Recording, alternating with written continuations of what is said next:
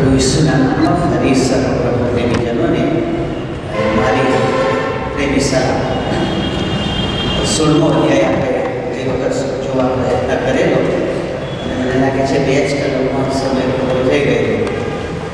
કઈ કલમ મને યાદ કરાવશો? 9મી કલમ.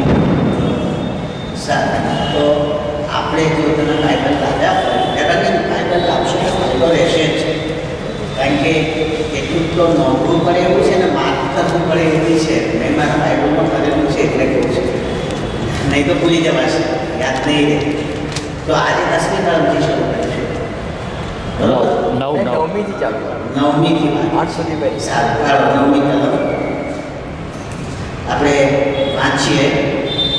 માણસો મોટી આંચથી તાજા અને તેથી જે દેવને આ અનર્થ પર અધિકાર છે તેના નામની તેઓએ નિંદા કરી અને તેઓએ પસ્તાવો કર્યો નહીં અને દેવને મહિમા આપ્યો નહીં. મને લાગે છે એક કલમ છે, પણ એક કલમમાં આખું ચિત્ર, એટલે પુનરાગમનમાં ખ્રિસ્તી માણસો કેવું કરવાના છે એ આમાં બતાવ્યું છે. એટલે આખું જીવન એક જ કલમમાં પ્રભુએ ઉઘાડું બતાવી દીધું છે. હવે કેવી રીતે આપણે જોઈએ તે પહેલાં પ્રાર્થના કરીએ અને પ્રભુની મદદ માંગીએ. કૃપાળુ પિતા, જે વચનો અમે અત્યારે મારા હાથમાં લઈને બેઠા છીએ તે પવિત્ર પુસ્તક બાઇબલમાંના છે અને તમે એને લખાવ્યા છે, કારણ કે તમે તમારા સેવકને કહ્યું કે તું લખ, અને તમે જે લખાવ્યું છે તે આજે અમે વાંચ્યું છે. પરંતુ તમારા લખવાનો હેતુ અને તમારો લખવાનો આશય એ અમે સમજી શકીએ માટે પ્રભુ પવિત્ર આત્મા તમે અમારી મદદ કરજો. આ ઘરમાં જેઓ બેઠા છે તે સર્વની સાથે પ્રભુ પવિત્ર આત્મા તમે આવો અને કબજો લો અમારા બધાના હૃદયનો. એ સારું કે તમારા વચનો અમારા હૃદયમાં ઉતરે અને પુનરાગમન વખતની મુશ્કેલીઓ અને અનર્થોમાંથી અમે સફળતાપૂર્વક બચી જઈ શકીએ, પાર ઉતરી શકીએ. આજે જે વચન અમે શીખવા જઈ રહ્યા છીએ અમારી સમજ બહાર છે, પરંતુ ધન્યમાં જો તમે તમારા પુત્ર ઈસુને મોકલ્યા અને આ વચનોને અમારી આગળ પ્રગટ કર્યા. એ સારું કે વચન પ્રમાણે જીવીને, વચન પ્રમાણે ન્યાય પામીને અને વચન પ્રમાણે તારણ મેળવીને અમે અનંત જીવન પ્રાપ્ત કરીએ. આજ અમારો આશય, ઈચ્છા અને વિનંતી છે. અમે તમારી આગળ વિનંતી કરીએ છીએ, આ ઘરમાં બેઠેલી કોઈ પણ વ્યક્તિ ઘેર જતાં પહેલાં તારણ પ્રાપ્ત કરી લે એવી દયા કરજો. અને જેઓએ તારણ પ્રાપ્ત કર્યું છે એઓને તમારા દર્શન થાય એવું થવા દો, કારણ કે આ પુસ્તકમાં તમે છો અને વચન તમારા છે. માટે તમારા વચન દ્વારા જ તમે અમને દર્શન આપો છો. દ્રશ્ય રીતે નહીં, પરંતુ અદ્રશ્ય રીતે, બુદ્ધિથી નહીં પણ સમજ શક્તિથી આપો છો. માટે અમે દલીલને તર્ક કરવાનું પડખે મૂકીને સમજ શક્તિના આત્માને પ્રાપ્ત કરીએ એવું થવા દો. અમારા હૃદયમાં પ્રભુ પવિત્ર આત્મા તમે આજે તમારું પરાક્રમ વ્યક્ત કરજો. એ સારું કે વચન દ્વારા અમે બધા આશીર્વાદ પ્રાપ્ત કરીએ. પ્રાર્થના પ્રભુ ઈસુના નામમાં માંગીએ છીએ, માટે સાંભળો અને સ્વીકાર કરો. આમીન. થોડું લખવાની કોશિશ કરીશ તો મહેરબાની કરીને જરૂર જણાય કરજો, જરૂર ના જણાય તો વાંધો નથી. આ પ્રમાણે લખ્યું છે, ફરી હું રિપીટ કરું. શું કહે છે? માણસો મોટી આંચથી દાઝ્યા, એવું લખ્યું છે. મોટી આંચથી દાઝ્યા. હવે સવાલ મારો સાંભળ્યો, કયા માણસો આંચથી દાઝે? પ્રશ્ન એ આવ્યો. આંચથી દાઝાય એવું લખ્યું છે, પણ કયા માણસો આંચથી દાજી શકે એ માણસોમાં હું અને તમે છીએ. હવે સાંભળજો, જો બાઇબલમાં કોઈ જગ્યાએ આવું લખ્યું હોય કે તમે દાજશો નહીં, તો એ એના માણસો માટે જ હોય. હવે તમે જૂનો કરાર જો કાઢો તો ત્યાં આ પ્રમાણે લખ્યું છે કે તમે પાણીમાંથી ચાલશો પણ પાણી તમને ડૂબાડશે નહીં. તમે અગ્નિમાં જશો પણ અગ્નિ તમને મારશે નહીં. આ બંને જૂના કરારમાં છે. જોજો, હવે જૂના કરાર એ યહૂદીઓ ઈશ્વરની પસંદ કરેલી જાતિ હતી. હવે આ ઘરમાં જે બેઠા છે તે ઈસુએ પસંદ કરેલી જાતિના લોક છે. અને જો એવા કોઈ આવીને બેઠા હોય કે જે હજુ ઈસુએ પસંદ કરેલા જાતિના નથી, તો ઈસુને કહો, એ તમને પસંદ કરવા માટે જ આવ્યા છે. એમણે જીવ તમને બચાવવા માટે જ આપ્યો છે. એટલે જો તમે એમને વિનંતી કરો કે પ્રભુ મને બચાવો, તો એ ચોક્કસ તમને બચાવીને પોતાના લોક બનાવશે.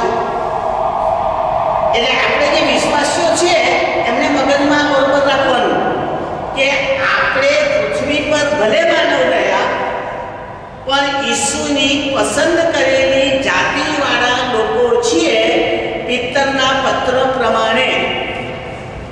જોયું તમે? જૂના કરારમાં ઈશ્વરની પસંદ કરેલી જાતિ, પણ પિત્તરના પત્ર પ્રમાણે મંડળી.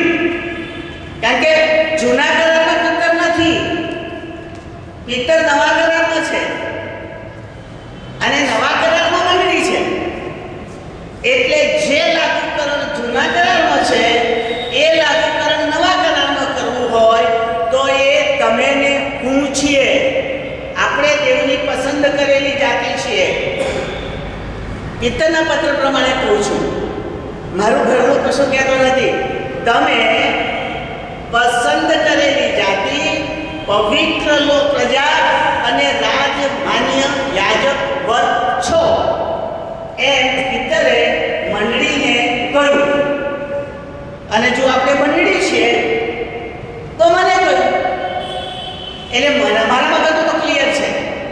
ભલે હું પવિત્ર નથી, એમણે મને પવિત્ર જાહેર ચોક્કસ કર્યો છે, પણ વર્તનમાં હું પવિત્ર ન હોઉં, પણ ઈશ્વરની નજરમાં હું પવિત્ર છું.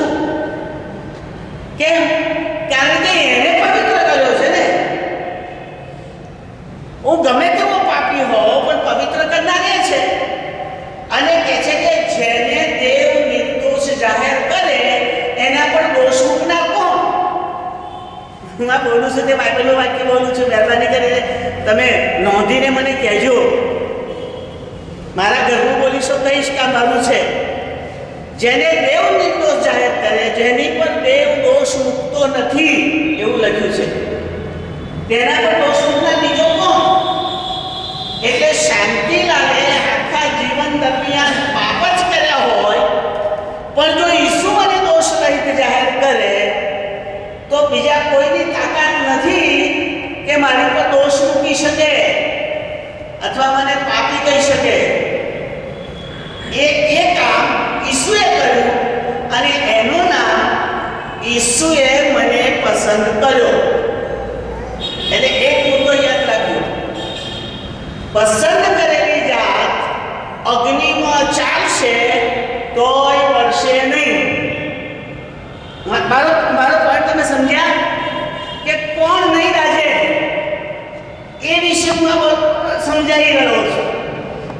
નહીં દાજવાનું કારણ, નહીં ડૂબવાનું કારણ, નહીં નાશ પામવાનું કારણ આપણા ધાર્મિક કાર્યો નથી, પણ દેવની પસંદગી છે. દેવ જેને પસંદ કરે છે એ નહીં દાજે. દેવે જેને બચાવ્યા છે એ નાશ નહીં પામે. ખ્યાલ આવ્યો?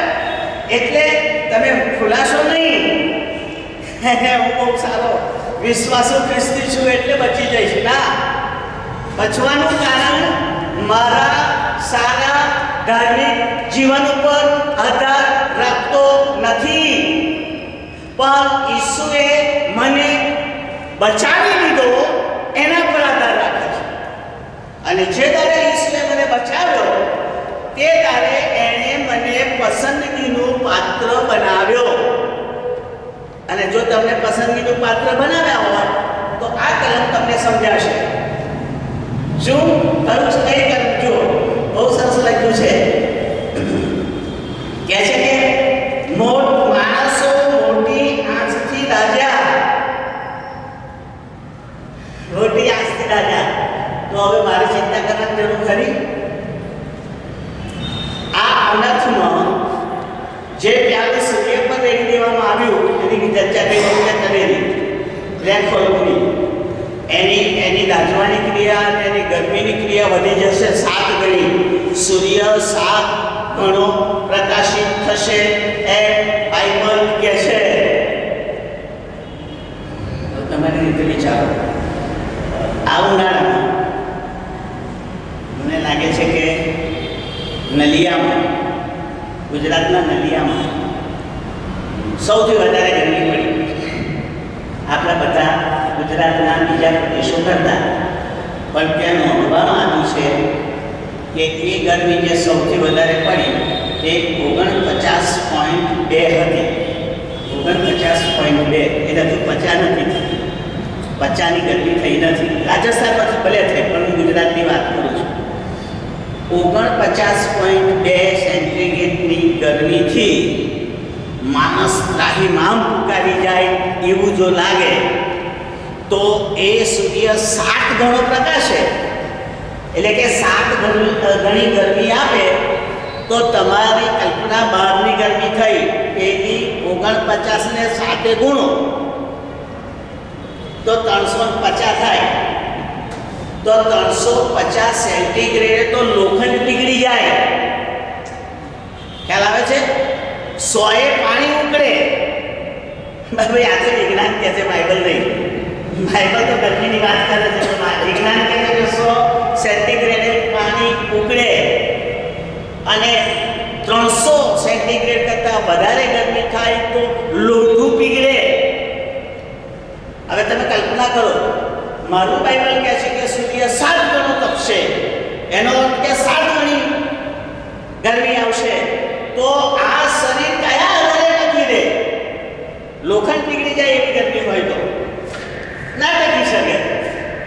એનો અર્થ થયો કે માણસો દાઝવાની ક્રિયામાંથી પસાર થશે અને છતાંય મેં હમણાં કહ્યું છતાંય એના પસંદ કરેલા લોકો એમ જ હશે અને દાઝશે નહીં. એની બહાર નહીં હોય, જગત બહાર નહીં હોય, શહેરમાં નહીં હોય, પણ દાઝશે નહીં. હવે એનો દાખલો દાનિયેલ, સાદ્રાક મેશક ને અબેદનગો. સાદ્રાક મેશક ને અબેદનગો 7 ગણી ભઠ્ઠી તપાવ્યા પછી નાખ્યા. એટલે કે જે ગરમીથી ધાતુ પીગળે એના કરતાં 7 ગણી વધારે ગરમી આપી અને પછી એમને અંદર નાખ્યા. એનો અર્થ એવો થયો કે ગરમી નહોતી એમ નહીં, ગરમી તો હતી પણ એમને ગરમીમાં પ્રભુએ સંભાળી લીધા. એમના શરીરનો વાળ પણ બળ્યો નહીં. એનો અર્થ કે ગરમીએ એમને દજાડ્યા નહીં. હવે બાઇબલ કહે છે કે બધા દાઝશે પણ વિશ્વાસી લોકોને દાઝવાની ક્રિયામાંથી પ્રભુ બચાવશે. અચ્છા, મોટા ભાગના લોકો કઈ ભૂલ કરે છે જાણો છો? હવે ધ્યાન કરે છે એના મોટા ભાગના લોકો એવું કલ્પના કરે છે કે એ દાઝવાની ક્રિયા શારીરિક છે, આ શરીર દાઝશે અને સૂર્ય ગરમ થશે 7 ગણો એટલે પેલો સૂર્ય ગરમ થશે. એ સૂર્ય ભૌતિક છે અને મારું શરીર પણ ભૌતિક છે. અને ભૌતિક બાબતને અસર ના કરે એ શક્ય નથી. કરે પણ મારા ભૌતિક શરીરને કોઈક એવું કવચ મળી જાય, કોઈક એવું રક્ષણ મળી જાય તો મારું શરીર બચે. બાકી શરીરમાં તો દાઝવાની ક્રિયા ખરી જ. એટલે મારું બાઇબલ કહે છે તે કહે છે ને, યાકૂબનો ઘર એ મારું રક્ષણ પૂરું પાડશે. યાકૂબના ઘરનું ગીત આવે છે, આપણે સ્તુતિ આરાધનામાં ગઈએ છીએ. એ યાકૂબનો ઘર એટલે શું? યાકૂબને રક્ષણ આપનાર કોટ. અને યાકૂબ અને ઇબ્રાહિમ એ બે નામ ઈસુ સાથે સંબંધ ધરાવે છે. યાકૂબ અને ઇબ્રાહિમને એના વંશમાં આવતા ઈસુને ધ્યાનમાં રાખીને બાઇબલ બોલાવે છે. એનો અર્થ એ થયો કે યાકૂબને બચાવનાર દેવ એ બીજો કોઈ નહીં, આપણો પ્રભુ ઈસુ એ ગઢ બનીને આવ્યા. દાનિયેલને બચાવનાર સિંહના મોંમાંથી બીજો કોઈ નહીં, એ આપણો ઈસુ હતો. પણ દૂતના રૂપે ત્યાં હાજર રહ્યો. અગ્નિમાં ચોથો ફરતો તો ત્યાં ચોખ્ખું લખ્યું છે બાઇબલમાં કે રાજાએ કહ્યું કે આપણે કેટલા નાખ્યા હતા? 3 નહીં, અને મને તો 4 દેખાય છે.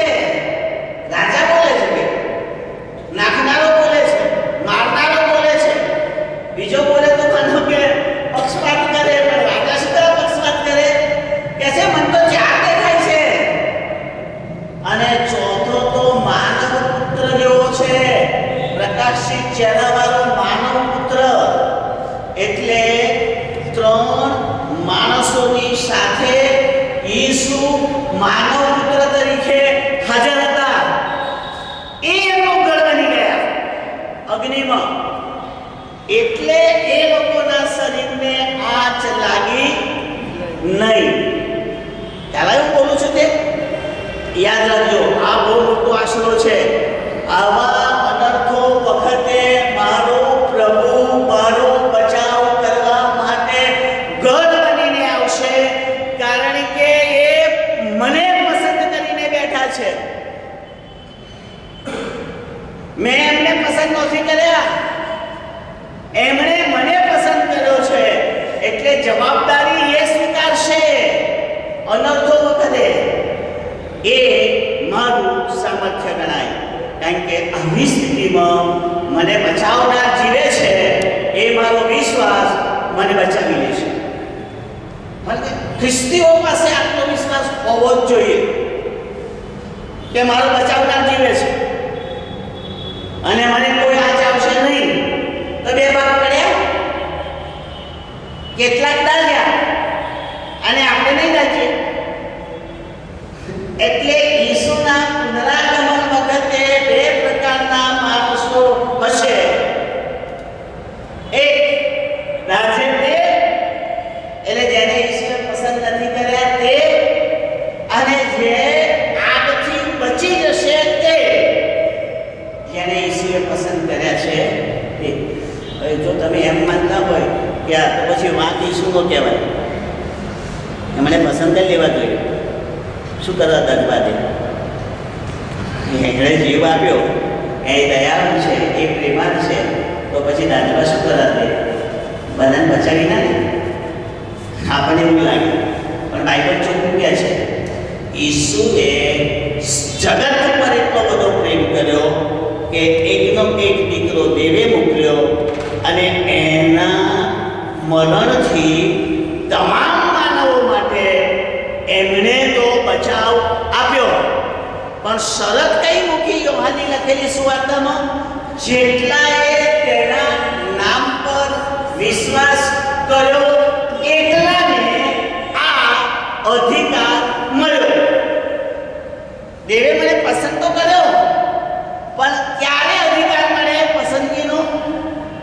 વિશ્વાસ કરું ત્યારે. એટલે વાંક ઈસુનો નહીં, વાંક વિશ્વાસ ન કરનારનો. આપણી આજુબાજુ જે જગત છે બધાના માટે ઈસુ મર્યા છે, માત્ર ખ્રિસ્તીઓ માટે નહીં. યાદ રાખજો. અરે ભયંકર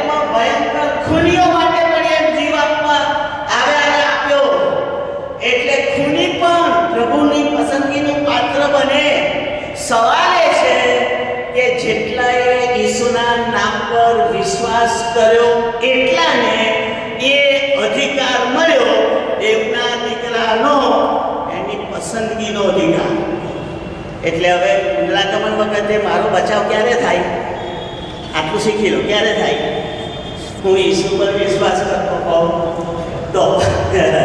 એટલે આજે આપણે શું કરવું જોઈએ? મૂળ બાબત શીખો, પછી આજ્ઞા પાડજો, પછી બાઇબલ વાંચજો, પછી હાલેલુયા બોલજો, પછી સ્તુતિ કરજો, પછી દશાંશ આપજો અને મંડળીના બધા કામ પછી કરજો. પહેલા વિશ્વાસી બનો, ઈસુ પર વિશ્વાસ કરો પહેલા, અને એની પસંદગીનું પાત્ર બનો, અને પછી બચાવ પછી એ તમને શીખવશે કે શું કરવું ને શું ના કરવું. દેવળમાં જવાનું મન ઈસુ આપશે. ગીત ગયું એમ ઈશ્વરે ગીત ગયું ને, જો મને ઈસુનો આત્મા હોય તો ઈસુની માફક જીવીશ, ઈસુની માફક ગઈશ, ઈસુની માફક ચાલીશ. તમે જો મેં બાઇબલમાં કઈ જગ્યાએ ઈસુને સ્તુતિ આરાધના કરતા જોયા ને સાંભળ્યા નથી? કોઈ જગ્યાએ પ્રાર્થના કરતા જોયા છે, પણ ક્વાયરમાં બેઠા હોય મેં નથી જોયું. ઈસુના વખતમાં મેં ક્વાયર જોયું જ નથી. સ્વર્ગનું દૂતોનું ક્વાયર જોયું છે. ઈસુના જન્મ વખતે ક્વાયર આવ્યું અને એ ગીત ગયું, એ તો લખ્યું છે, પણ એ ક્વાયરમાં ઈસુ નથી. એટલે આપણે ભલે કહેતા હોય તો ઈસુની માફક ગાઈશ, પણ એનો અર્થ એ થયો કે વગર ગીત ગાયે ઈસુનું હૃદય દેવની પ્રશંસા કરતું જ રહ્યું છે. ગીત ગાયા વગર હંમેશા એમણે દેવને જ મહિમા આપ્યો છે કોઈ પણ કામમાં. હવે જે દેવને મહિમા આપીએ એનું નામ સ્તુતિ આરાધના. હું જે ગીત ગાઉં છું તે સ્તુતિ આરાધના નહીં. દેવનો મહિમા તમે જે કરો છો તે સ્તુતિ આરાધના. રાગ રાગીણી નહીં, મ્યુઝિક સ્ટાઇલ નહીં, પણ મ્યુઝિક સ્ટાઇલ અને રાગ દ્વારા તમે જે દેવને મહિમા આપો છો એ સ્તુતિ આરાધના. તો તમે બાઇબલ વાંચજો. ઈસુ વધસ્તંભ પર ચડ્યા ત્યાં સુધી એમણે દેવને મહિમા આપ્યો જ છે. કોઈ પણ કામ હોય, તમને સીધો રાખો, લાજરસને જીવતો કરવાનો થયો. હવે એ તો ધારે જીવતો કરી શકે, પણ તોય ત્યાં પ્રાર્થના કરીને કહ્યું, ઓ દેવ, તને મહિમા થાય માટે હું તને વિનંતી કરું છું. અને પછી કહ્યું કે લાજરસ બહાર આવ. પોતાનો પાવર પરમેશ્વરના મહિમા માટે વાપર્યો, પોતાની શક્તિ પરમેશ્વરના મહિમા માટે વાપરી, પોતાનું સામર્થ્ય પરમેશ્વરના મહિમા માટે વાપર્યું. તમારો રાગ પરમેશ્વરના મહિમા માટે તમે વાપરો છો, તમારું ધન પરમેશ્વરના મહિમા માટે તમે વાપરો છો, તમારો સમય પરમેશ્વરના મહિમા માટે તમે વાપરો છો, તમારી બુદ્ધિ, તમારી આવડત બધું તમે પરમેશ્વરના મહિમા માટે વાપરો છો. તો એ સ્તુતિ આરાધના જ કહેવાય. ભલે મને ગાતા ના આવડતું હોય, મારો રાગ સારો ના હોય, મને ગાતા ના આવડતું હોય, કોઈ વાંધો નહીં, પણ મારાથી પરમેશ્વરનો મહિમા થાય એ સ્તુતિ આરાધના જ છે. અને એટલે કહ્યું, ઈસુની માફક હું ગાઈશ. એટલે દેવના મહિમા માટે હું ગાઈશ. લાગે પાયલવાળા બેઠા હોય તો જરા ગાતી વખતે નવેસરથી વિચાર કરજો, બરોબર? ફેર પડી જશે, બરોબર? એ આગળ થાય, હું પાછળ દઉં, પ્રેઝ ધ લોર્ડ. એ વધતો જાય ને હું ઘટતો જાઉં, પ્રેઝ ધ લોર્ડ. પણ એ ઘટતો જાય ને હું વધતો જાઉં તો સ્તુતિ આરાધના નહીં. એ પછી સંગીતની મહેફિલ બની જાય, એવું થઈ જાય. ટૂંકમાં મારા ભાઈ બહેનો, આજનો જે પોઈન્ટ છે તે આ છે કે દેવ જો મને પસંદ કરે છે તો મારું જીવન દેવને મહિમા આપનારું જ બને, એ સિવાય બીજું કશું જ નહીં. અને દેવ આ વખતમાં મને દાજવા દેશે નહીં. ખ્યાલ આવી ગયો? આવી ગયો. બહુ મજાનું છે, સાંભળવા જેવું છે. આવું લખ્યું છે. અને તેથી જે દેવને આ અનંતો પર અધિકાર છે તેના નામની તેઓએ નિંદા કરી. કોણે નિંદા કરી? કોણે નિંદા કરી? જો તેઓએ એટલે જે દાજ્યા હતા એ કોણ દાજ્યા? દેવનું પસંદ કરેલું પાત્ર નહોતું એ, જેને દેવ પર વિશ્વાસ કર્યો નહોતો એ ખ્રિસ્તી જ હતા, પણ કહેવાતા ખ્રિસ્તી. એ યહૂદી જ હતા, પણ ઈસુ વગરના યહૂદી હોઈ શકાય. ઈસુ વગર દેવળમાં જવાય, ઈસુના વગર કેરળમાં જવાય, અને ઈસુ વગર ગરબાઈ ગવાય. ગરબાઈ ઈસુ વગર ગવાય ના ગવાય એવું નહીં. આખું જગત ક્રિસમસ ઉજવે છે, આખું જગત આખું અઠવાડિયું ઉજવે છે, આખું જગત. તમે એવું માનો છો કે આખું જગત બધા દેવનો મહિમા કરવા માટે ઉજવે છે? મને તો મારા મિત્રો જે હિન્દુ છે શું કહે છે, તમારો તહેવાર સારો. એટલે મેં કહું કેમ ભાઈ? કે એ અઠવાડિયામાં જે ખાવા પીવાની મજા પડે છે ને એ બીજી કોઈ જગ્યાએ પડતી નથી. અને આપણે તો કહે છે એ અઠવાડિયામાં ગોવા જતું રહેવાનું. અમારા ખ્રિસ્તીઓની નાક કાપવા બેઠો છે, અમે ખ્રિસ્તીઓની એટલા માટે ગોવા નહીં જતા. ના સાહેબ, અમે તો આ રજા ત્યાં જતા રહીએ કે ખાવા પીવાની મજા આ તહેવારમાં ખરેખર આવે. મેં જોઉં છું ગોવામાં પીવાની છૂટ છે, એટલે પીવા માટે આનંદ કરવા માટે ત્યાં જાય અને નાચે. એ આનંદ છે, પણ દેવનો મહિમા નથી. એટલે યાદ રાખજો, એક ખ્રિસ્તી વ્યક્તિ હોય તો પણ જેમાં દેવને મહિમા નથી મળતો એમાં દેવ પસંદગીનું પાત્ર ના બનાય. જે એના છે એ એને મહિમા આપે છે. એટલે બે ભાગ પડી ગયા. ખ્રિસ્તીઓમાં બે ભાગ, મંડળીઓમાં બે ભાગ. ખરું? અવિશ્વાસી એટલે વિશ્વાસ કરેલી વ્યક્તિનો જેનો વિશ્વાસ નથી તે. એક વખત મેં વિશ્વાસ કર્યો કે આ મહિમા ખ્રિસ્તી થવું છે, પણ પછી મેં વિશ્વાસ મૂકી દીધો અને જગતમાં જીવવું, એ અવિશ્વાસી કહેવાય. અને એટલા માટે કહ્યું છે એ દાજ્યા. હવે તમે જુઓ, તમને મને ખબર કેવી રીતે પડે કે હું વિશ્વાસી છું કે અવિશ્વાસી? હું વિશ્વાસી છું કે અવિશ્વાસી તમને ખબર કેવી રીતે પડે? તો જ્યારે માંદગી આવે ને, જ્યારે મુશ્કેલી આવે ને, જ્યારે સહન ન થાય એવી પરિસ્થિતિ આવે ને, ત્યારે તમે પ્રભુને કેટલા વફાદાર રહો છો એના ઉપરથી આ માપ નીકળશે.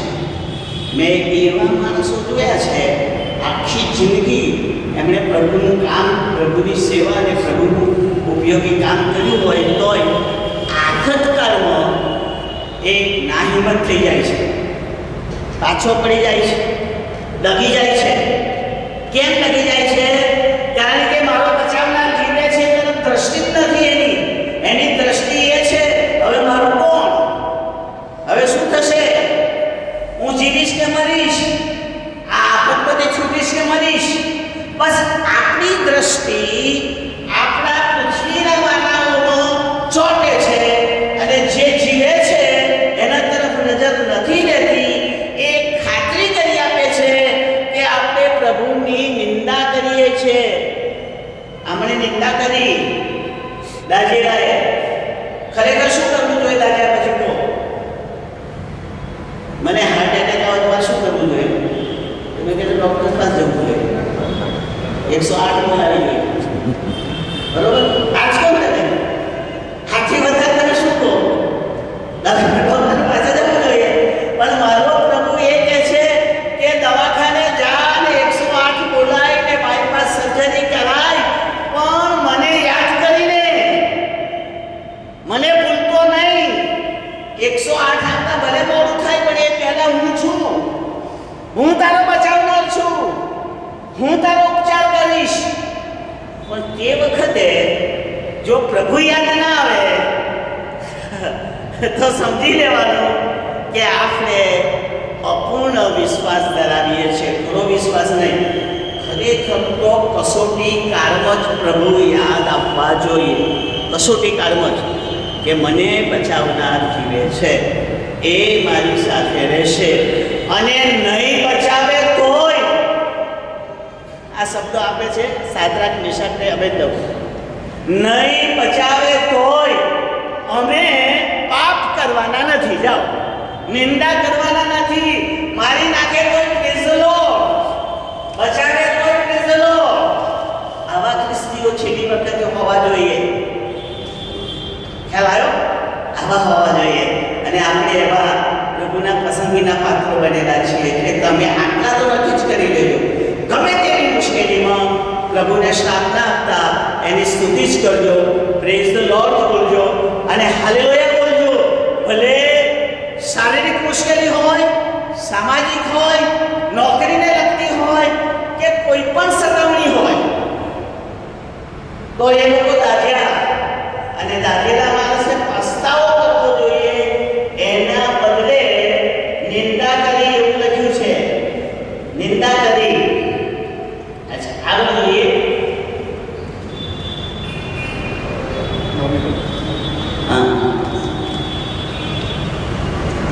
પણ તેઓએ પસ્તાવો કર્યો નહીં અને દેવને મહિમા આપ્યો. જે મેં સમજાવ્યું એ જેમ આવ્યું, પસ્તાવો એ ના કર્યો અને દેવને મહિમા એ ના આપ્યો. જો પસ્તાવો કર્યો હોત તો એ ચોરની માફક બચી જાત. ખ્યાલ આવ્યો? મરતો ચોર ઈસુની સાથે આખી જિંદગી મેં વિશ્વાસ કર્યો જ નહોતો, ઈસુની પસંદગીનું પાત્ર નહોતો. એ તો ચોર અને લૂંટારો હતો અને ઈસુને ઓળખતોય નહોતો. પણ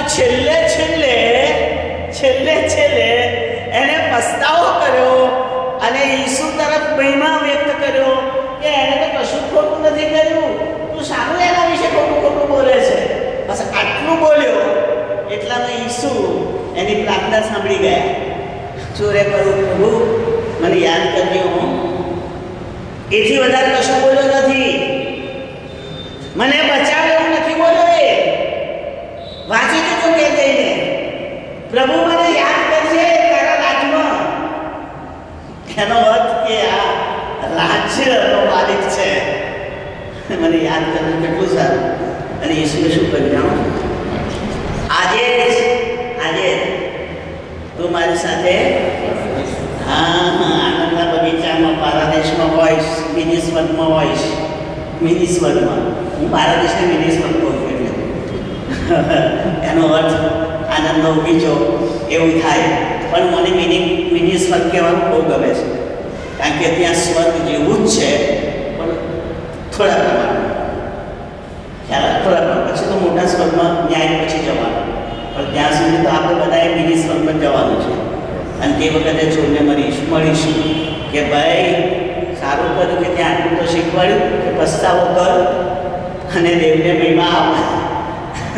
આટલું તો ત્યાં મને શીખવાડ્યું તો અમે પછી ગયા. ભલા ભાઈ બહેનો, તકલીફમાં પ્રભુની નિંદા કરવાના બદલે, પ્રભુ પર દોષ મૂકવાના બદલે આપણા પાપનો પસ્તાવો કરીએ અને એની સ્તુતિ કરીએ તો અયુબની માફક આપણને લાભ થાય. અયુબની માફક કહે છે કે એણે કદીએ પ્રભુની નિંદા કરી નહીં. એણે તો એની પત્નીની શું કહેવાય, એને ગાળો સાંભળી, પત્નીનો શ્રાપ સાંભળ્યો. પત્નીએ કહ્યું કે પ્રભુને નિંદા કરે, પ્રભુને મૂકી દે, મરી જા. તારા પ્રભુને મૂક અને મરી જા. ત્યારે ભાઈ કહે છે કે તું શું બોલે છે? જેણે મને સારાવાના આપ્યા એ જ જો મને ખરાબવાના આપતો હોય હું એની નિંદા કરું? પેલું સ્વીકારતા રાજી થયો, ના સ્વીકારું એટલે હું એ સ્વીકારીશ. હવે મારો પ્રશ્ન મેં તરીકે સાંભળ્યો. અનર્થ વખતે જે લખનારા છે એ જો પસ્તાવો કરે અને દેવને મહિમા આપે તો મળતા મળતા પણ પ્રભુ એને અનર્થમાંથી ચોક્કસ બચાવે. આ મારા ઈસુની ખાતરી છે. આખી જિંદગી ભલે કરી ગઈ પણ જો એ પસ્તાવો કરે અને દેવને મહિમા આપે, પસ્તાવો કરે સાથે વિશ્વાસ જોડે જાય અને દેવને મહિમામાં સ્તુતિ આવે તો એ પ્રભુ થકી બચાવ પામે જ. એમાં કોઈ શંકા રહેતી નથી. હું જરા તમને કહેવા માંગુ છું કે સાંભળો.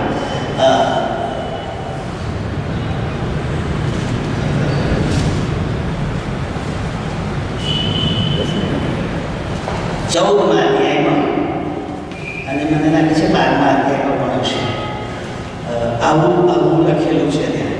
ત્યાં એ તો આપણે શીખી ગયા છે. મેં તો ખાલી પાના ફેરી જોયું. ત્યાં આવું લખ્યું છે કે સૂર્યએ એની ગરમી વધારી અને ત્રીજા ભાગના લોકો પર એની અસર થઈ. ત્યાં ત્રીજો ભાગ બતાવ્યો છે, ત્રીજા ભાગના. તો પછી બીજા 2 ભાગ તો રહી ગયા નહીં. તો એ 2 ભાગમાં આપણને બનાવ ગરમી તો બધાને પણ પડી, પણ ત્રીજાની અસર થઈ એટલે કે દાજા તો 2/3 બચ્યા ગયા નહીં. એટલે બચાવ તો આગળ પણ બતાવેલો છે, અહીં પણ બતાવેલો છે. અચ્છા, બીજી બાબત બહુ સરસ લખ્યું છે. શું કહે છે કે દેવને મહિમા આપ્યો નહીં. હવે 10મી કલમ જુઓ. પછી 5માએ પોતાનું પ્યાલું સ્વાપદના રાજ્યાસન પર રેડી દીધું, એટલે તેના રાજમાં અંધકાર વ્યાપી ગયો અને તેઓએ વેદનાના લીધે જીભો કાઢી. અહીં ખબર શું થાય છે કે મોટાભાગના લોકો રાજ્યાસન એટલે જ્યાં રાજા બેસે છે તે આસન, આ અર્થ કરે છે મોટા ભાગે. અને શબ્દાર્થ પ્રમાણે હું પણ એ જ કરું કે રાજા બેસવાનું આસન, રાજાને બેસવાનું આસન, એનું નામ રાજ્યાસન. બરોબર? અચ્છા, હવે જુઓ તમે પ્રકટીકરણ જ્યારે શરૂ કર્યું ને ત્યારે પણ એક રાજ્યાસન મૂકવામાં આવેલું અને એની પર રાજા બેઠેલા. આપણે શરૂ કર્યું ત્યારે 6 કે 7મા અધ્યાય છે. અને પછી બીજા આ બાજુ 12 આસન અને બીજા આ બાજુ 12 આસન ગોઠવેલા. એ રાજકુમારોના આસન એટલે એના પર રાજકુમારો બેઠેલા. અને બાઇબલમાં ત્યાં વડીલો શબ્દ વાપર્યો છે. વડીલો એટલે આગેવાનો, પ્રભુના કામના આગેવાનો. એ આ બાજુ બેઠેલા, આ બાજુ બેઠેલા, એવું ચિત્ર આપણને બતાવ્યું છે. હવે મારો મેઇન પોઈન્ટ તમે સમજવાની કોશિશ કરજો. રાજ્યાસન ઉપર અનર્થનો પ્યાલો રેડી દીધો, આવું લખ્યું છે રાજ્યાસનમાં. એટલે રાજાની ખુરશી પર. તો હું કઈથી એને દુઃખ કે સુખમાં અનુભવ કરું? તો જ્યારે એને નડે એ ખુરશી બળી જાય. ખ્યાલ આવ્યો? એ રાજા મરી જાય. એમાં પ્રજાનું શું? પણ અહીં લખ્યું છે શું? જો કે છે કે રાજ્યાસન ઉપર એક પ્યાલો રેડી દીધું એટલે રાજમાં, આખા રાજમાં અંધકાર વ્યાપી ગયો અને વેદનાને લીધે લોકોએ જીભો કરડી. બહુ સરસ છે, એકદમ સહેલું. તમે એને અઘરું ના બનાવશો. રાજ્યાસન ઉપર રેડ્યું, એની અસર કઈ થઈ? ના, અહીં નથી થઈ. આખા રાજ્યમાં અંધકાર ફેલાઈ ગયો. આખા રાજ્યમાં અંધકાર ફેલાઈ ગયો અને જ્યાં જ્યાં અંધકાર ફેલાયો ત્યાં ત્યાં રહેનારા લોકોએ આ જીભ કચડી. અંદર લખ્યું છે, જુઓ, જીભ પોતાની જીભો કરડી, જીભ કરડી. એટલે એને અસર થઈ તો જીભ કરડે ને. એટલે 3 ક્રિયા સમજો. આ પ્રકટીકરણ સમજાય. નહીં તો પછી રાજ્યાસન રહેશે ને તમે તમારા ઘેર રહેશો. તો હવે સમજો બરોબર. પહેલામાં પહેલું તો રાજ્યાસન હોય તો એનું રાજ હોય.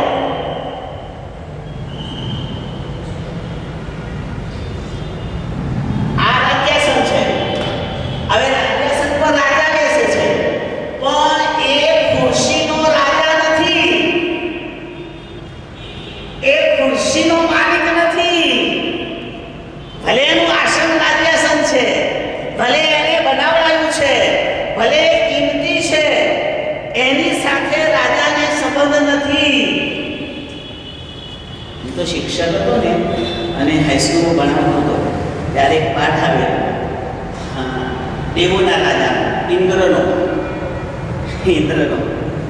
અને પછી ઇન્દ્ર એ બધા દેવોનો રાજા અને ઇન્દ્રાસન એ રાજાનું આસન. પણ પછી એમ એક સ્ટેટમેન્ટ આવ્યું એ મને બહુ ગમ્યું. કોઈને સમજાયું કે નહીં તો મેં સમજાવ્યું હશે. શું સમજાય છે ખબર નહીં.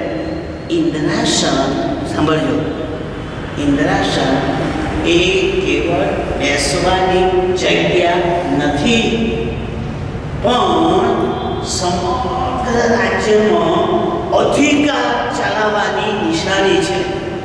એનો અર્થ શું થયો? એનો અર્થ એ થયો કે જે કોઈ રાજ્યાસન પર બેસે એનું રાજ્ય. ખ્યાલ? અંદર આવું લખ્યું છે કે પાઠમાં. આ બહારનું છે, બાઇબલનું નહીં. હા, હું હાઈસ્કૂલમાં શીખવતો તો એનું વાત છે. કહે છે કે ઇન્દ્રાસન ઇન્દ્ર સાથે બંધાયેલું નથી, પણ બેસનાર સાથે બંધાયેલું છે. એની પર બેસે એની સાથે ઇન્દ્રાસન બંધાયેલું છે. એ જે બેઠો છે તેની સાથે નહીં. એ કાલે ઉતરી જાય અને બીજો બેસે તો ઇન્દ્રાસન એનું. હવે આવું કોણ બોલે છે? યયાતિ નામનો રાજા ઇન્દ્રાણીને કહે છે કે મારી સાથે લગ્ન કર. તો પેલી કહે છે પણ હું તો ઇન્દ્રની પત્ની. તારી સાથે યયાતિ એ માણસનો રાજા છે, પેલો દેવનો રાજા છે. પેલો યયાતિ માણસનો રાજા સ્વર્ગમાં જઈને શું કહે છે? પેલા રાજાની પત્નીની મારી સાથે લગ્ન કરી લે. તો એ રાણી શું કહે છે? પણ હું તો ઇન્દ્રની રાણી છું.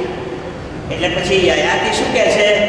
કે જે ઇન્દ્રાસન પર બેસે એ જ ઇન્દ્ર. એ તું જેને પતિ કહે છે એ ખરેખર ઇન્દ્ર ક્યારે? જ્યારે ઇન્દ્રાસન પર બેસે ત્યારે. હું એને રહીશ, હું એને ઉઠાડી મૂકીશ એટલે હું ઇન્દ્ર અને તું ઇન્દ્રની પત્ની. તો કરી લે. એટલું સરસ તર્ક કરીને સમજાવ્યું. અને પછી યયાતિ રાજાએ ઇન્દ્રને હરાવ્યો અને ઇન્દ્રાની બોલ હવે શું? કે હવે મારે કશું કહેવાનું ને. હું તો કહે છે કોઈ માણસને પરણેલી જ નથી, હું તો ઇન્દ્રાસનને પરણેલી. એટલે જે ઇન્દ્રાસન પર બેસે એ મારો પતિ. એટલું સરસ. આ આત્મા એ મારો પતિ. હવે જ્યારે હું વિશ્વાસી બન્યો, પ્રભુમાં દ્રઢ થયો અને મને આ વચનોનો પ્રભુએ ખુલાસો કર્યો, ત્યારે મને અજાયબ જેવું લાગ્યું કે જે રાજ્યાસન પર બેસે એ મારો પતિ, એ પ્રજાનો પતિ, પ્રજાપતિ. તો અત્યારે સ્વર્ગમાં ઈસુ આ રાજ્યાસન પર બેસવા માટે તૈયાર છે. એ રાજાઓનો રાજા અને પ્રભુઓનો પ્રભુ બનવાનો છે. 19મા અધ્યાયમાં આવશે. દેવ એને સંપૂર્ણ અધિકાર આપી દેવાનો છે. તો આપણે મારી પત્ની એ રાજ્યાસન પર બેસી જાય તો આપણે પત્ની કોની? આપણે કોની સાથે બંધાયેલા છીએ? ધર્મ સાથે નહીં, ઈસુ સાથે. અને ઈસુ રાજ્યાસન પર બેસે ત્યારે આપણામાંથી કોઈ એના નકાર કરી શકીશું નહીં. કોઈ નકાર નહીં કરી શકે. બધા કબૂલ કરશે, સર્વ અધિકાર તને છે. તો મંડળી એ કોણ છે? દેવીની કન્યા. અને નવા કરારમાં કન્યા એટલે જેના વિવાહ થયા છે તેવી છોકરી. કુંવારી છોકરીને કન્યા નથી કહેતા. જેની સગાઈ થઈ છે એવી છોકરીને જ કન્યા કહે છે. તો એનો અર્થ એ થયો કે આ ઘરમાં જે બેઠેલા છે એ બધાની સગાઈ ઈસુ સાથે થઈ ગઈ છે. જ્યારે વિશ્વાસ કર્યો ત્યારે ઈસુએ લોહી વડે તમને ચાંદલો કરી દીધો. હવે તું મારું, હવે તું બીજા કોઈનું નહીં. અને આપણે આ વિશ્વાસમાં જીવીએ છીએ કે એ એક દિવસે રાજ્યાસન પર હશે અને હું એની કન્યા હઈશ, હું એની સ્ત્રી હઈશ, હું એની માલિકી હઈશ. એણે મને પસંદ કરી છે, એણે મને પસંદ કરી છે. આવ્યું મૂળ પાછું?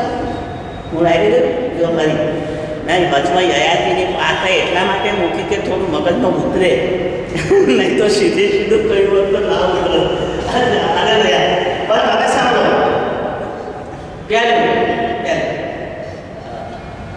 રાજ્યાસન ઉપર અનર્થની અસર થશે.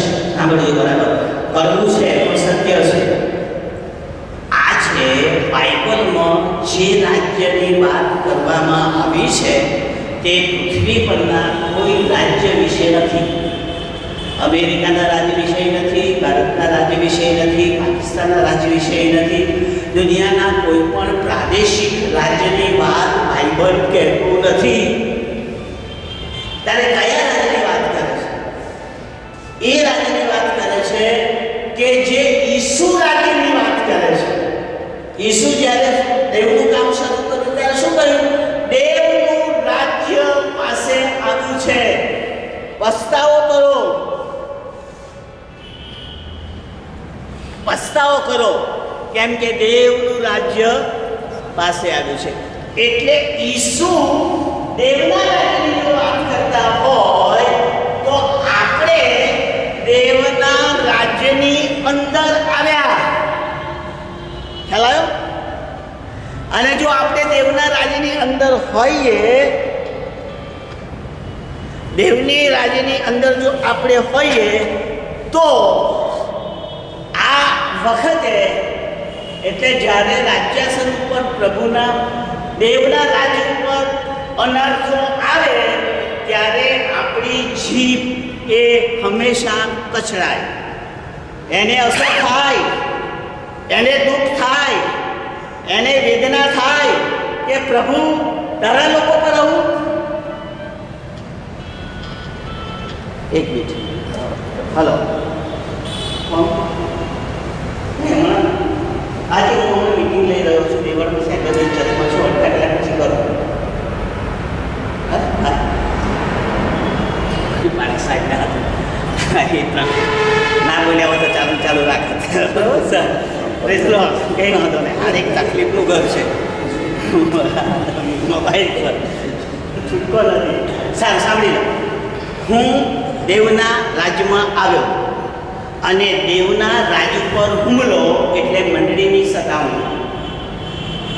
મંડળીની સતાવણી એટલે ઈસુ પર હુમલો. હું નથી કહેતો, ઈસુ કે છે. ઈસુ કે છે. કોને કે છે જાણો છો? શાઉલને, જે પાઉલ થયો. વાંચો, બાઇબલમાં વાંચો.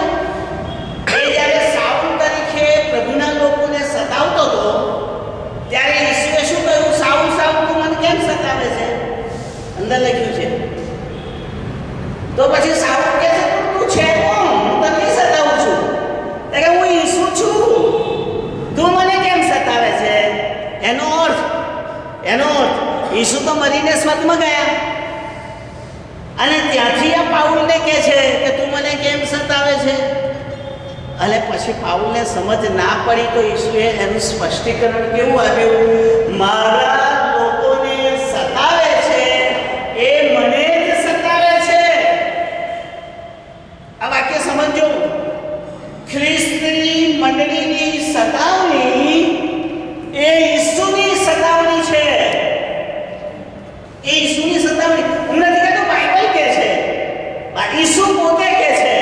મારા લોકોને જે સતાવે છે તે મને સતાવે છે. તો મંડળીની સતાવણીનો સમયગાળો એ ઈસુની સતાવણીના સમયગાળામાં જાય અને ઈસુ તો અહીંયા કાટ્યાસન પર હશે. એટલે અનર્થનું બધું ત્યાં ગયું, પણ દુઃખી તો મંડળી થવાની જ, કારણ કે પ્રભુને પુકાર કરશે જ, ઓ પ્રભુ અમને બચાવો, અમે મુશ્કેલીમાં આવી પડ્યા છીએ. વિશ્વાસી હંમેશા સતાવણીમાં પ્રભુ તરફ નજર કરે છે. એ આંસુ ના રહે. અને એ સમય આવી રહ્યો છે. જીભ કરડવી એનો અર્થ એ થાય છે મોં વાપરવું, મોંનો ઉપયોગ કરવો, ચૂપ ના રહેવું. જીભ કરડવાનો અર્થ શું? વચન આપવું. દાખલા તરીકે ગુજરાતી શિક્ષક તરીકે મારે જે શીખવવાનું આવ્યું એમાં આવું હતું. ભાઈ શું કરું, મેં એની આગળ જીભ કચડી છે એટલે મારે તો આ કરવું જ પડે, ના ગમે તોય. જીભ કચડી છે એટલે શું? મેં એને વચન આપ્યું છે, મેં એને પ્રોમિસ આપ્યું છે, એટલે જોખમ હોય કે ના હોય પણ મારે પાડવું પડે.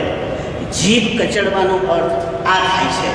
તો પ્રભુના રાજ્યાસન પર જ્યારે આ જગ્યાએ જોખમ આવે, ઈસુ સ્વર્ગમાં ભલે રહ્યા પણ એના લોકો પર જોખમ આવે, ત્યારે મંડળીએ જીભનો ઉપયોગ કરીને પ્રભુને યાદ કરવા રહ્યા.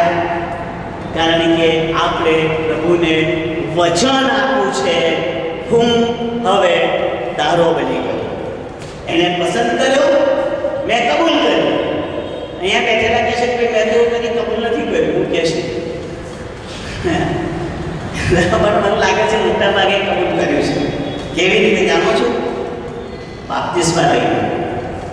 બાપ્તિસ્મા એ તમારા વિશ્વાસની કબૂલાત છે.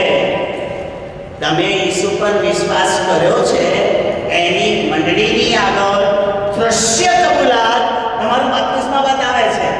એમને બાપ્તિસ્મા નથી, વિશ્વાસ કર્યો અને સાબિતી. તમે બાપ્તિસ્મા લીધું એટલે તમે વચનથી બંધાયા કે એ મારો પ્રભુ, એને મને પસંદ કર્યો, હું આજથી એનો. તો તમારી જીભ કચડાઈ આવી આ પરિસ્થિતિમાં, આવી મુશ્કેલીમાં, અને તમે કહી શકશો, ઓ પ્રભુ અમારી પર નજર કરો, અમે મુશ્કેલીમાં છીએ, અમારો વિશ્વાસ વધારો, અમને બચાવો.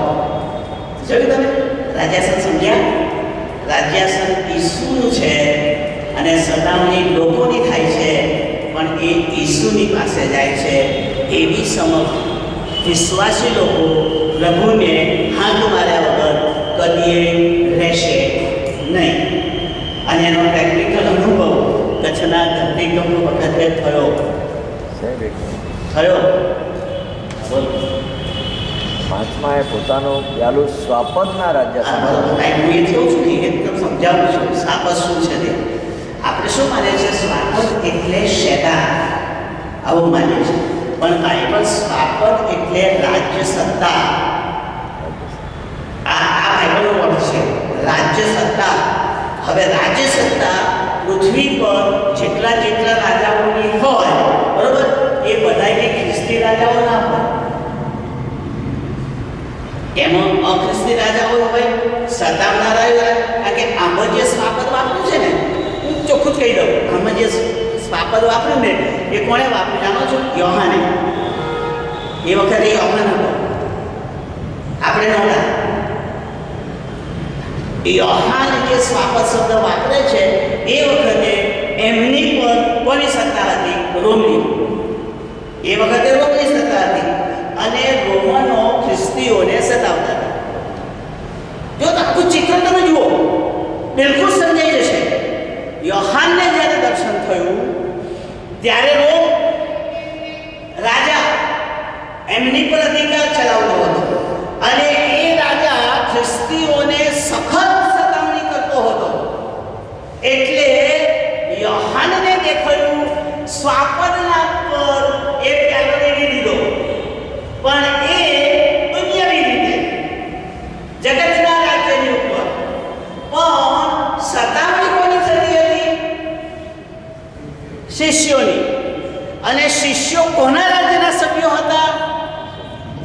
એમના રાજના નહીં. એમના રાજના હોય તો પછી સતાવણી શાની થાય? થાય? હા, સતાવણીનું મૂળ સુધી કાઢજો તમે.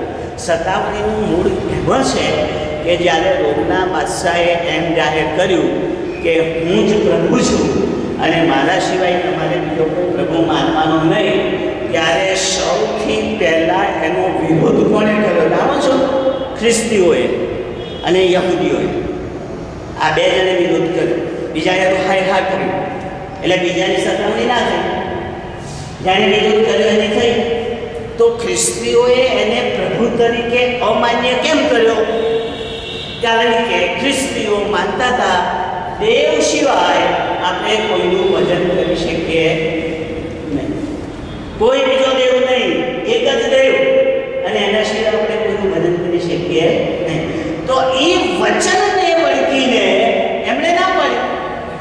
તો ના પાડ્યું એટલે પ્રભુએ સાંભળ્યું, પ્રભુએ એ સ્થાપન ઉપર એ પ્યાલે ધરી દીધું. તો એ તો એના રાજનો અંત આવ્યો. એના રાજનો અંત આવ્યો. એ એને અસર થઈ. પણ એમાં જીભ પ્રજાને કેમ કરડવી પડી? એ તો એને કરડવી જોઈએ, એને દુઃખ ભોગવવું જોઈએ. પણ તે વખતે ખ્રિસ્તીઓએ જે પ્રભુને હાંકો મારી છે, પ્રભુના માટે જે શહીદી આપી છે, એ પ્રભુએ સ્વીકારી, એમની પ્રાર્થના સાંભળી. એટલે આપણા મગજનું ક્લિયર રાખવાનું. સ્વાપદ એટલે કોઈ એક પશુ નહીં, કોઈ એક રાજા નહીં, પણ રાજ્ય અધિકાર જે પૃથ્વી પર પણ હોય અને મંડળી પર પણ હોય. અને આપણે બધા મંડળીના માણસો છીએ, એટલે આપણે પેલા તરફ ધ્યાન નહીં આપવાનું, પરમેશ્વર તરફ ધ્યાન આપવાનું. એટલે પ્રભુના લોકો ઉપર એ લોકોએ જે આફતો લાવ્યા એનો ઉકેલ પ્રભુએ કરીને આ રાજાનો અંત આણ્યો. રોગના રાજાનો અંત આણ્યો. મોટાભાગે આપણે શિક્ષણમાં શું કરીએ છીએ? રોમ રોમ કરીને આપણે લાવીએ છીએ. શેતાની રાજા 666 ને આવું બધું આગળ લાવીએ છીએ. આપણી નજર શેતાન અને શેતાનના નંબર કરતાં પ્રભુ અને વિશ્વાસીઓ તરફ રહેવી જોઈએ. કારણ કે આપણે તો એ જાણવા માંગીએ છીએ કે મારું શું થશે. એનું જે થવાનું હોય તે થાય. આજે જે રોમ કહેવાય છે, આજે સાંભળ્યું, ત્યાં બહુ સારી સ્થિતિ નથી. આર્થિક નબળાઈ છે. આજે એની બાજુનો ગ્રીક દેશ કંગાળ થઈ ગયો છે.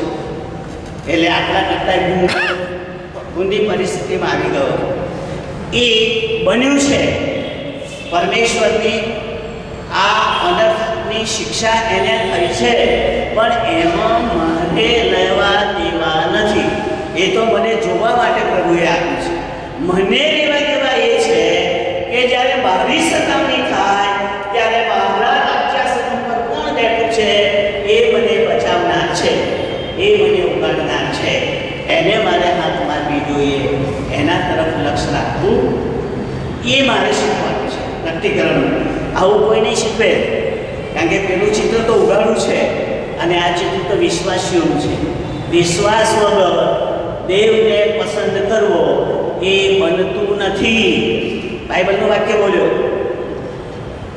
યાદ રાખજો, દેવને પસંદ કરવો એ બનતું નથી. એટલે વિશ્વાસીઓ જ દેવને પસંદ કરી શકે. એટલે મારું આખું વળાંક લઈ લીધો મેં. હું જાણતો હતો કે સ્વાપદ તે કોણ છે અને એની પર દેવનું એ પ્યાલો ફર્યો, પણ એ તો એનો પણ પડ્યો આપણી પર. એટલે આપણી જીભ પ્રભુને પોકારે, આપણી પ્રાર્થનાઓ પ્રભુને પોકારે. અહીં ભાઈએ પછીમાં જે મને પૂછ્યું ત્યાં હું કચ્છના ધરતીકંપની વાત કહેતો હતો. મેં જોયું કે જે દિવસે કચ્છનો ધરતીકંપ આવ્યો ત્યાર પછી 2 મહિના સુધી ગુજરાતના મોટાભાગના ચર્ચો ફૂલ જતા હતા. હાજરી ફૂલ, પ્રાર્થનાઓ થવા લાગી રાતો એ રાતો. એ મેં મારી નજરે જોયું છે. કદીએ દેવળમાં ના આવે તારા અહીં બેસી જતા. કારણ કે મોટો ધરતીકંપ થયો, હાલી ગયો, હજારો મરી ગયા. હવે મારું અહીં બન્યું તો હું ચર્ચમાં જાઉં નહીં, બચાવ ના પામું. એટલે ચર્ચ ભરાયા અને ઘણા ભરાવે. એ 2 મહિના માટે બાળકોએ પણ એ 2 મહિના માટે ધરતીકંપના સમયે સંદેશાઓ આપ્યા. જોજો તમે, જૂના કરારમાં શોધી કાઢ્યા, નવા કરારમાં શોધી કાઢ્યા, ધરતીકંપના કેમ થાય છે, શું થાય છે ત્યાં. પણ આ કુદરતી આફત વખતે પ્રભુને યાદ કરવાની વૃત્તિ પ્રભુના લોકોમાં આવી તો ખરી, કારણ કે પ્રભુને ઓળખતા હતા. અમારે બહુ કહેવાનું કારણ કે બાઇબલની વાપરું છે એટલે હું કહેતો નથી, પણ આ બન્યું હતું. જે કાલે ઈસુ ગગનગમન કરશે, ઉપરથી આવશે, ત્યારે મંડળી શાંતિમાં નહીં હોય. યાદ રાખજો, કપરો કાળ હશે તે વખતે, અને તે વખતે વિશ્વાસીઓ રાજ્યાસન પર બેઠેલા રાજાને યાદ કરશે અને જીભ કાઢી એટલે એનું વચન પાડવા માટે યાદ કરશે. સાંભળો, અંધકાર વ્યાપી ગયો અને તેઓએ પોતાની જીભ, અંધકાર શબ્દ શું મને કહેવાય? લાઈટ જતી રહે ને એને અંધકાર કહેવાય, ભૌતિક રીતે કહેવાય. ભૌતિક રીતે અજવાળું જતું રહે એટલે અંધકાર. પણ હું તમને જે કહેવા માંગુ છું તે એ સાંભળજો. જ્યારે મંડળી આવે, મંડળી, ત્યારે એનો અંધકાર શક્ય નથી. કેમ શક્ય નથી? સાંભળજો, કેમ શક્ય નથી? કારણ કે ઈસુએ કહ્યું, હું જગતનું અજવાળું છું. ઈસુએ કહ્યું, હું જગતનું અજવાળું છું. અને જેને આ અજવાળું મળ્યું, એટલે કે જેને ઈસુ મળ્યા, એનો અંધકાર કદીએ રહે જ નહીં. અજવાળું જ રહે, કારણ કે ઈસુ પોતે અજવાળું છે. એટલે એની સાબિતીમાં ઈસુએ શું કહ્યું? કે છે કે હું જગતનું અજવાળું છું. અને પછી ધીરે રહીને કહ્યું, તમે જગતનું અજવાળું છો. એટલે જેટલાએ ઈસુનો સ્વીકાર કર્યો એ અજવાળું બની ગયા. ઈસુનું અજવાળું બની ગયા. અને પછી પાછો ટોન્ટ માર્યો ઈસુએ. ઈસુ બહુ બુદ્ધિશાળી માણસ છે. પહેલા સમજાવે, પછી ગમતું કે, અને પછી ટોન્ટ પણ મારે. આવા ઈસુ હતા. કયો ટોન્ટ મારે જાણો છો? આ અંદર લખ્યું છે બાઇબલમાં, કે છે કે પહાડ પર વસાયેલું નગર સંતાઈ રહી શકતું નથી. આ ટોન્ટ છે. નગરને ઈસુ શું લેવા દેવા? પણ પહેલું કહ્યું કે હું અજવાળું, પછી કહ્યું તમે અજવાળું, અને પછી ટોન્ટ માર્યો કે પહાડ ઉપર કોઈ વસેલું નગર હશે તો સંતાઈ રહી શકશે નહીં. એટલે એનું અજવાળું તો લોકો જોશે ને જોશે જ. ટોન્ટ ના કહેવાય? કહેવાય કે નહીં? મને ઈસુ કે ભાઈ પહાડ પર વસેલું નગર સંતાઈ ના રહે, હું સમજી જાઉં એ શું કહેવા માંગે છે.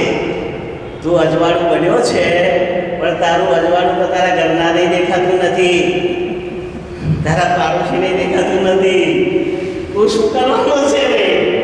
તું પહાડ પર વસેલું નગર બન્યો, તું સિયોન પહાડ પર વસ્યો, જગતને અજવાળું આપનારો, અને તારા ઘરના પાડોશીને તારું અજવાળું નહીં મળતું. ઘણી વખત છે ને, પતિનું અજવાળું પત્નીને ના મળે તો પત્નીનું અજવાળું પતિને ના મળે, એવું થાય ઘણી વખત. એવું બોલ કે સાંભળ્યું છે, પેલો કે તું શાનો ખ્રિસ્તી, પેલું કે તું તાર શાનો ખ્રિસ્તી. કેમ એવું કહ્યું? હોય બેવ ખ્રિસ્તી, અને છતાં સંભળાવી દે કે તું શાનો ખ્રિસ્તી, તું શાની ખ્રિસ્તી. કેમ આવું થયું? કારણ કે ઈસુનું અજવાળું અહીં ના ગયું, એનું અહીં ના ગયું. જો બંને પ્રકાશિત હોત તો આવું કહેવાની જરૂર પડી ના હોત. હું જે કહું છું તે સાંભળો. આપણે જેઓએ ઈસુનું અજવાળું પ્રાપ્ત કર્યું છે, આપણા જીવન કદી ઢંકાયેલું રહે જ નહીં. લોકો આપણને જુએ અને દેવનો પ્રકાશ અનુભવે. ક્યાં લખ્યું છે? માથેની લખેલી સુવાર્તામાં 5મા અધ્યાયમાં શું લખ્યું છે? તમે તમારું અજવાળું લોકોની આગળ એવી રીતે પ્રકાશમાં દો કે અજવાળું જોઈને તમારા આકાશમાંના બાપનો મહિમા થાય, એટલે લોકો એના વખાણ કરે. પણ જુએ કોને? મને. પણ ક્યારે? મારું અજવાળું જુએ ત્યારે. મોટા ભાગના છે ને આપણા જે દીવાઓ છે ને તે આપણે માટલામાં મૂકી દીધા છે, એટલે સળગે છે ખરા પણ માટલાની અંદર જ અજવાળું બહાર દેખાતું જ નથી. અજવાળું આપણા પૂરતું સીમિત થઈ ગયું, કદી એક પણ દેખાતું નથી. માટલું બાંધી નાખો, અજવાળું દેખાશે. સંકુચિતતા છોડી દો. હું એકલો ખ્રિસ્તી નહીં, આખું જગત ખ્રિસ્તી બને. થઈ ગયા હું 10 મિનિટ. આ મુશ્કેલી આ છે કે આપણે સમય તરફ જોવાનું નથી. તો કહી દઉં, આજે 3 કલમ થઈ ગઈ, વાંધો નહીં. તો કે છે અંધકાર વ્યાપી ગયો. અંધકાર એને વ્યાપી જાય જેમાં અજવાળું ના હોય. તો જે ખ્રિસ્તી વ્યક્તિઓ સતાવણીમાં ઈસુને મૂકી દેશે, ચોક્કસ એમાં અંધકાર આવી જશે. આ ચેતવણી, ડોન્ટ નહીં, આ ચેલેન્જ છે. કપરા સમયમાં ઈસુને મૂકી દેશો, જીવન અંધારામાં ચાલી જશે. એટલે કે છે કે જેમણે આ ફટકારમાં દાઝ્યા એમણે પ્રભુની નિંદા કરી, પ્રભુને મૂકી દીધો, એમના જીવનમાં અંધારું ફેલાય. ખ્રિસ્તી વ્યક્તિમાં જ્યાં સુધી ઈસુ છે ત્યાં સુધી કદી અંધકાર પ્રવેશી શકતો નથી. બસ બધોને આપણી મદદ કરો. ભલે થોડો સમય વધારે જાય છે પણ આ જરૂરી છે, કારણ કે આ સમજ્યા વગર પ્રત્યેકરણમાંથી લાભ નહીં થાય. બાકી હું ધારું તો તમારો આખો અધ્યાય એક કલાકમાં 10-12 કલાક કરી નાખું, આમાં પણ એમાંથી જે મળી રહ્યું છે, પવિત્ર આત્મા આપણને સમજાવી રહ્યો છે, એ જ ઉપયોગી છે. તમે ધીરજથી સાંભળ્યું માટે તમારો આભાર. ફરી મળીશું.